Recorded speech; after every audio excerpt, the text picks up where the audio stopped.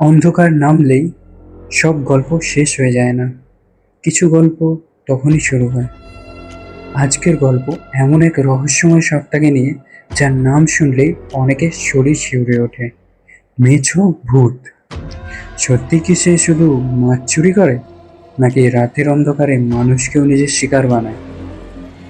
তাহলে আলো নিভিয়ে হেডফোন পরে প্রস্তুত হয়ে যান, কারণ আজ শুরু হচ্ছে মেছো ভূতের এক ভয়ঙ্কর কাহিনী। তো এই গল্পটা হচ্ছে আমার মায়ের সংসারের গল্প, মেজো সংসার। গল্পটা আমি এক্সাক্ট লোকেশন জানি না, হয় আমার এখন মনে পড়ছে না আর কি। এটা হচ্ছে দেউলিয়ার ওখানে যুগিবের বলে একটা গ্রাম আছে, সেখানে হতে পারে, নাহলে আমাদের শান্তিপুরের এদিকে মধ্যমপাড়ার ভিতরে এখানে ঘটনা হতে পারে।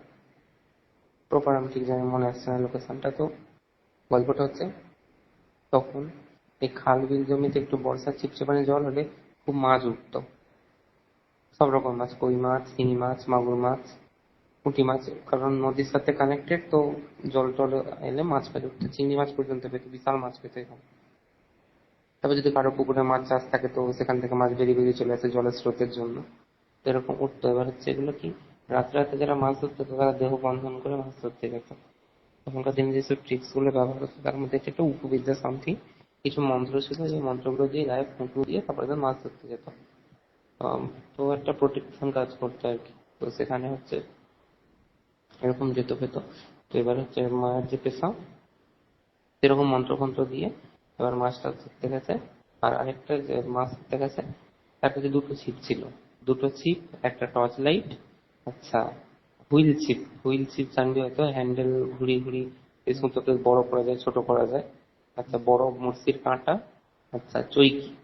চৈকি বলতে একটা জিনিস, ত্রিশূলের মতো দেখতে হবে জিনিসটা, বাঁশের মুখে, তাতে 5টা না 6টা ফোলা থাকে, তো সেই জিনিসটা একটা। তো তারপরে আবার কি হয়েছে, ওগুলো নিয়ে মাছ ধরতে গেছে। মাছ ধরতে ধরতে ধরতে বেশ খানি খুব মাছ পড়তেছে। আর একটা যেটা জিনিস, মাছ ধরতে গেলে মাছ পড়বে না, যখন দেখবি খুব মাছ পড়বে তখন বিপদ। বেশি মাছ পড়লে বিপদ, আবার একদম মাছ না পড়লেও বিপদ। এগুলো মানে পুরনো লোকের ভবিষ্যৎবাণী, এগুলো রিয়েলিটি, একদম রিয়েলিটি। এর মধ্যে কোনো সন্দেহ করার কোনো জায়গা নেই। বেশি যদি মাছ পড়ে খুব, তো তখন সেখান থেকে ফিরে চলে আসতে হবে। এক্সাক্ট যে জায়গায় গিয়ে বেশি মাছ পড়তেছে সেই জায়গায় গন্ডগোল আছে। আবার কোথাও যদি দেখিস যে মাছ ধরছিস রাখছিস অথচ সেখানে মাছ থাকছেন, তাহলে সেই জায়গায় গন্ডগোল আছে। তো যাকে যাকে এরকম এবার হচ্ছে কি হচ্ছে, এরকম মাছ ধরে ধরে মাছ ধরতে ধরতে ধরতে খাল থেকে ধরে ধরুন একটা আড়ার দিকে একটা জঙ্গলের মতো আছে, সেখানে নিয়ে ঢুকে যাচ্ছে। খালটা সেই জায়গাটা দিয়ে পাস করছে, সেটা শ্মশানের মতো সামথিং কিছু একটা আছে না। ওখানে ওখান থেকে বেঁকে আবার খালটা দেখা যাচ্ছে। তো মাছ ধরতে ধরতে না, সে প্রচুর মাছ পড়ছে ওই জায়গাটাতে। এবার মানুষের একটাই আছে যে মাছ এত পড়তেছে, কিছু তো একটা ধান্দা আছে। এবার না, সে সব মাছ টাছ ধরে চিকচিকার মধ্যে বেঁধে টেঁধে না পেছন ঘুরে এবার ঘরের দিকে আসতেছে। তাকে না পেছন থেকে না আস্তে থেকে বলছে, একটা মাছ দে, একটা মাছ দে, একটা মাছ দে। এখানে একটা কথা বলে রাখি, মাছ যদি দিয়ে দাও তাহলে তোমার বিপদ আছে, ওদেরকে দেওয়া যাবে না। ওরা চাইবে, ওদেরকে দেওয়া যাবে না। আর ওই সব জিনিসগুলো, যেসব ওটাকে মেষভূত বলা হয়, তো ওরা কি, ওদের আকৃতি একটু বিকট, কিন্তু ওরা টিপের কাঁটা, বড়শি, চৈকি এগুলোকে বিশাল ভয় পায়। বিশাল ভয় পায় মানে বিশাল ভয় পায়। ওগুলো থাকতে দূরে থাকা, ওগুলো যতক্ষণ তোর কাছে থাকবে ওরা কিচ্ছু করতে পারবে না।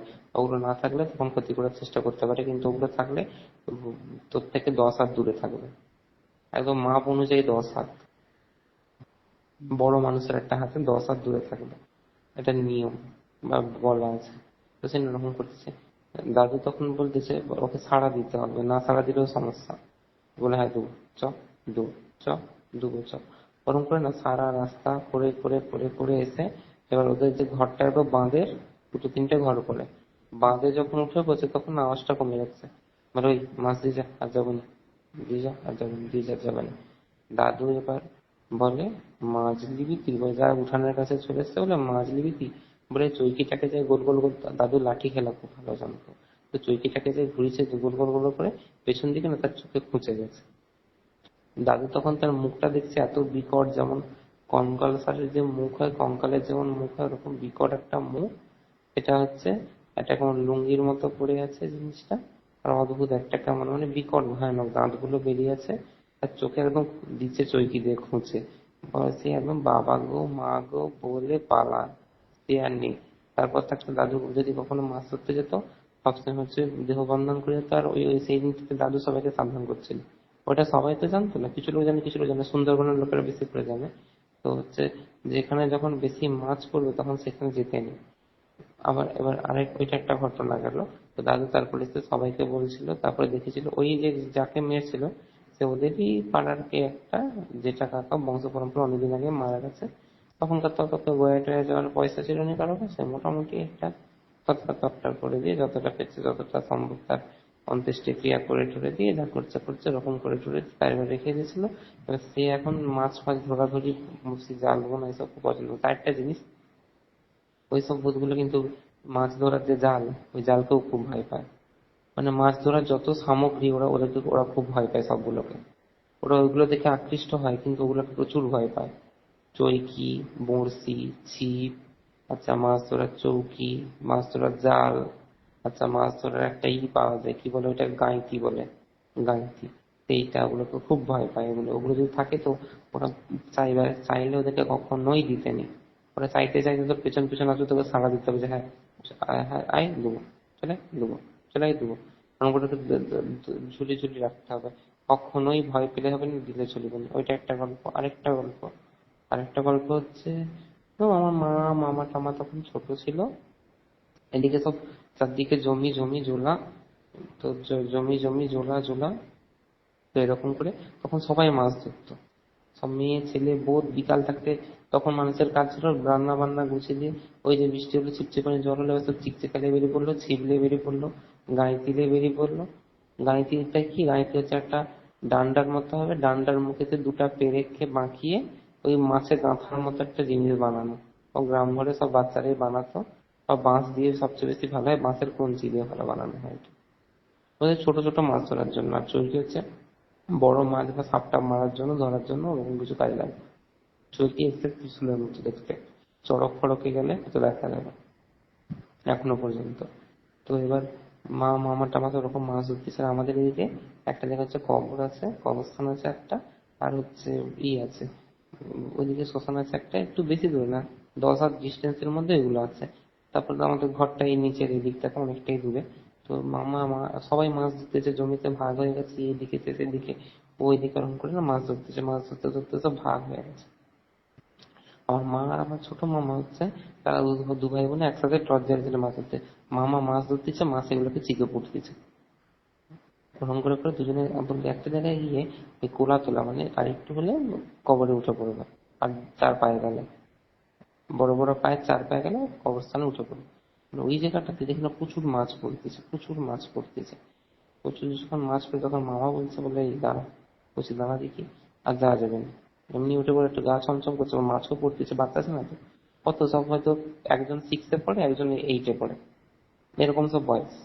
তো এবার হচ্ছে এরকম করে এবার সব মাছ ফাছ ধরতেছে, অন্ধকার তখন, কত তখন অলরেডি 11টা 12টা বেজে গেছে রাত্রি। এবার তো এরকম, তখন মামা বলে দাঁড়া দেখি, আর আর যাওয়া যাবে না। বললে না, মামারা না যায় পিছন ঘুরে, মামা একসাথে হাত ধরে ধরে একটা জমির আল পেরিয়ে আরেকটা জমিতে চলেছে। অমনি পেছন দিক থেকে ডাক পেয়েছে, ওই মাছ দিয়ে যা, ওই মাছ দিয়ে যা। মামা তখন মাকে ধরে নিয়ে ছুটে না, দুটো খবরটা যে একটা জমির পাড়ে, তারপর একটা জমি, আবার একটা জমি, আর একটা জমি, 3টে জমি। যখন জমি মানে মোটামুটি ভালোই বড় জমি, 3টে যখন জমি পেরিয়ে চলে এসে আরেকটু হলে এবার আমাদের এতে উঠে পড়বে আর কি। আমাদের জমি সে জমির পরে এবার সিঁড়ি মানে কাদা দিয়ে ঝামা বানানো ঘাট, ঘাটের পর থেকে এবার পাড়া প্রতিবেশী ঘরদোর। মামার ওই ঝামার ওইখান দিয়ে দেখতে পেয়েছে, বলে যেখানটায় হচ্ছে ওই এই মাছ ধরার জন্য দাঁড়িয়ে ছিল, সেখানে যেখান দিয়ে আওয়াজ পেয়েছে, বলে সেখানে একটা কালো মতো লম্বা মতো কি দাঁড়িয়ে আছে। মামরা টর্চ মিলছে দেখে না সেই জিনিস, অমনি তারা পালান, ওগো বাবা গো বলে পালান। তারপরে তো হচ্ছে আরো মাঠে আরো চারদিকে লোক ছিল, এবার তারা এসে চৈকিলে যায়, লাফালাফি চলেছে, উ আর নেই, উ অমনি সঙ্গে সঙ্গে গায়েব, উ আর নেই সেই এলাকায়। আরেকটা ঘটনা আমার দাদুর সাথে হয়েছিল। দাদুরা হচ্ছে আমাদের শীতলা মন্দির মধ্যম পাড়া, ওখানে পেরোতে গেলে দুটো শ্মশান পেরোতে হয়, তারপর একটা বাঁশ ঝাড় আছে বড় শ্মশানের উপরে, ওটা পেরিয়ে আসতে হয়। তো আমার দাদুটা খুব সাহসী ছিল, আমার দাদু বিশাল রাজবাড়ির লোক, আরে বিশাল সাহসী, মানে তার সাহসের তুলনা হয়নি, সে সবাইকে পিটাইছে। ভূতকেও পিটাইছে, মানুষকেও পিটাইছে, পুলিশকেও পিটাইছে, চোরকেও পিটাইছে, সবকিছু করছে আলাদা লেভেল। তো যাদের আছে তখন দাদু বলছে নিজের চোখে দেখো। দাদু হচ্ছে যাচ্ছে যাচ্ছে ওই রাতের বেলা, তখনকার রাত মানে ইলেকট্রিক নেই তখন দুনিয়াতে, টর্চ লাইট ছাড়া কারো কিছু নেই, অন্ধকার। সূর্য ডুবে গেল তো নিঝুম অন্ধকার, হারকিনের আলো ছাড়া আর কিছু নেই মানুষের ঘরে। ব্যাটারি টর্চ, যেগুলো দিয়ে বড় বড় স্টিলের টর্চ পাওয়া যায়, তার দুটো বড় বড় তিনটে ব্যাটারি লাগে, বড় সেলের ব্যাটারি। ঠিক আছে, তো এরকম করে এবার ব্যাটারি ফ্যাটারি লাগিয়ে টাগিয়ে দিয়ে এবার হচ্ছে দাদু এখন গেছে, যাওয়ার সময় দেখছে বাঁশঝাড়টা খুব লড়তেছে, তার তোলা দিয়ে যেতে হয়। গেছে, গিয়ে মিটিং ফিটিং হয়েছে, শীতলা মন্দিরে মিটিং হয়েছে কিনা মায়ের গান হবে, ঝড় পড়ের রাত, বৈশাখ মাস, তো ওরকম মিটিং ফিটিং হয়েছে। দাদুর আসতে 11টা বেজে গেছে, দাদু গেছে সে সন্ধ্যা 7টার দিক করে, ঘরে আসতে 11টা বেজে। যখন ওই বাঁশঝাড়টা পেরাচ্ছে, দাদুর ঠিক পায়ের আগেতে ছচ্ছর ছচ্ছর করে নিয়ে কেউ মুতে দিল উপর থেকে। দাদু একদম ডাইরেক্ট, কে রে, কে, কে মুতে, কে রে, কার এত সাহস, তার গোলার জোরে মানুষের পিলে চমকে যাবে। আমার দাদু ছিল মিডিয়াম সাইজের, খুব লম্বাও না খুব বেটেও না, মোটামুটি, তো গায়ের অংশ চাপা, বডি সডি সেরা, মানে একদম কাস্টল লোক, রেলের চাকরি করতো, সেই লেভেলের লোক। বলে কে রে, চা জোরে কে রে বলছে, ভিতর থাকতে বলছে ক্ষণ একটা বলে, আমি, আমি। বলে আমি? তুই রাস্তা দিয়ে লোক দেখে তুই জায়গা পাওনি মুতার, যাবো দেখবি, উঠবো দেখবি বাঁশ গাছে, বের করবো দেখবি মুতা, যাই বলছে তার আর আওয়াজ নেই। দাদা একদম ডাইরেক্ট টর্চ মেরেছে, টর্চ মেরে দেখে না ছোট মতো একটা গুল্লির মতো শুধু চুলটুকু আছে, আর কোনো অবয়ব নেই, আর কিছু দেখা যায় না, ওগুলোকে ঝাঁপিয়ে বললাম, ওগুলো বাঁশ গাছে থাকে, বলে দেখবি। দাদু তাকে দুটো কাঁচা ভাষা দিতে দেখে চুপচাপ সরসর করে একদম বাঁশ গাছে উঠে পড়লো বনের মধ্যে।